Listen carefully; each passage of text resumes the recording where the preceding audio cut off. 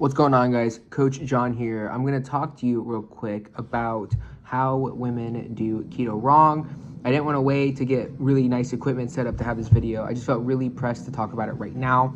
And reason being is I know I've kind of been focusing more on running and stuff, but this has become a prominent conversation I've been having with women, which I've had in the past. I've talked about this in the past on this channel many times.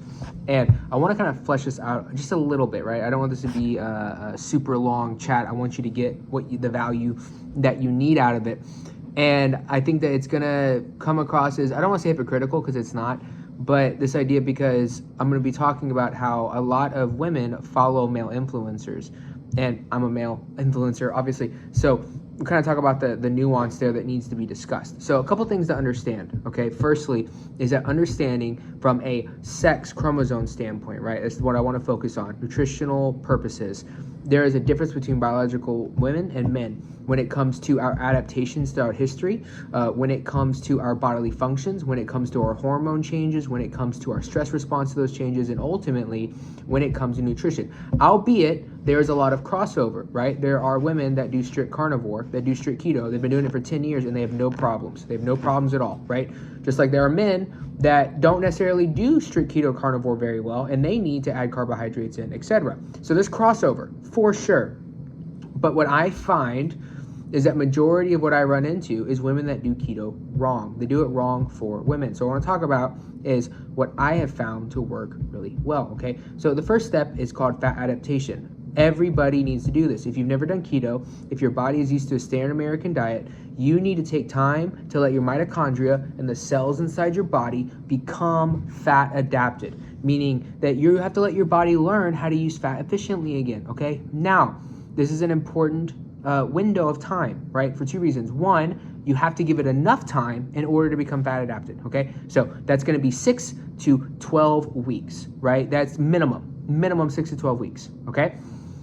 But also you don't want it to go on too long. And oftentimes we see the benefits, especially with women that I've spoken with and talked to. They get fast fat loss.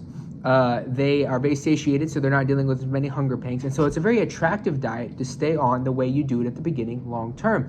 I've noticed that this causes problems. A lot of the women I work with have been keto for 2, 3, 4 years, and I have to help them rectify and find a way of doing keto that works well for them, okay?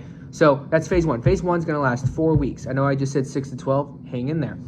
Phase two, protein threshold, right? So we're going to figure out how much protein you need to not feel lethargic, but also build muscle, because you need to be working out, right? You shouldn't just be dieting. You should be lifting weights and building muscle.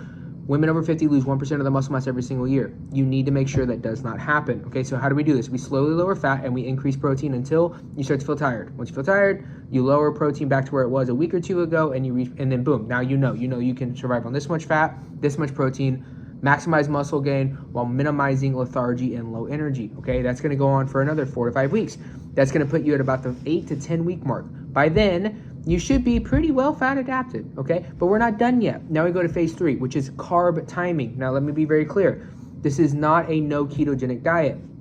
I promise you, 95% of the time you're gonna be in ketosis, okay? The trick here is to target carbs around your training, right? What is this gonna do? It's gonna minimize the cortisol response. It's gonna increase glycogen recovery, and it's gonna get you back to burning fat faster. This is gonna help maintain hormone balance on your ketogenic diet. Now, a lot of women that I've worked with in the past, and right now currently, they have been ketogenic for too long. And so there's a lot of hormone dysregulation, mitochondrial dysfunction. There's a lot of things that we have to fix. Thyroid dysregulation because of lack of conversion of T4 to T3 in the liver, et cetera, et cetera, et cetera.